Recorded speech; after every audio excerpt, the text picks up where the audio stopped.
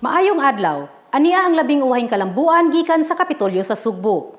Mibisita dinhi sa Sugbo ang bagong PNP chief. Si General Guillermo Eleazar mi courtesy call sa buhatan ni Gobernador Gwen Garcia ug sa maong nilang panagtagbo, ubay-ubay nga mga importanteng butang ang ilang nahisgutan. Si Paula Mendoza alang sa hingpit nga detalye.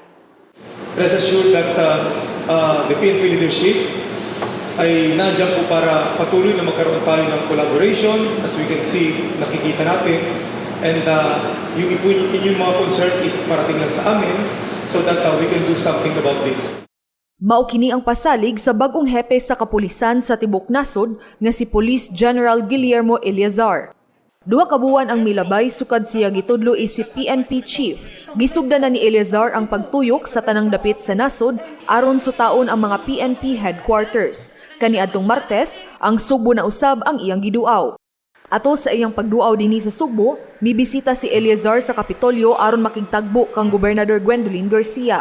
Iya usab na himamat ang mga miyembro sa Hunta Probinsyal. Sa ilang atubangan, gipasalig ni Eleazar nga mas paligunon pa niya ang panagtambayayong tali sa PNP ug sa lalawigan sa Sugbo. Ilabi na kay kini maoy nag-una nga lalawigan sa tibok nasod. Well, Cebu Province, alam ng lahat yan. And even in our law enforcement operations, we give premium to Cebu Province. Ato sa ilang paghinabi ni Gobernador Garcia, gipahibaw sa gobernador kang Eleazar ang kahimtang sa Sugbo isip nag-una nga lalawigan sa assets, turismo ug economic recovery.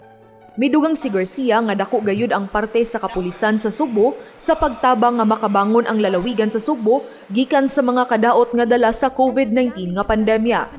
Iyang gisaysay nga kanunay nga nakasuporta ang kapulisan sa probinsya, pinanguluhan ni Police Colonel Engelbert Soriano sa mga programa sa lalawigan. Apil na sab ang mga hepe sa kapulisan sa mga kalungsuran ug dakbayan.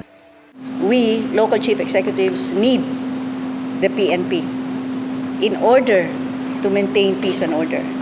Peace and order is the basic foundation for progress and development. You cannot hope to achieve any measure of success in economic recovery, in improving people's lives, in achieving growth and development if you cannot first be sure of the peace and order situation in your own locality or in your own local government unit.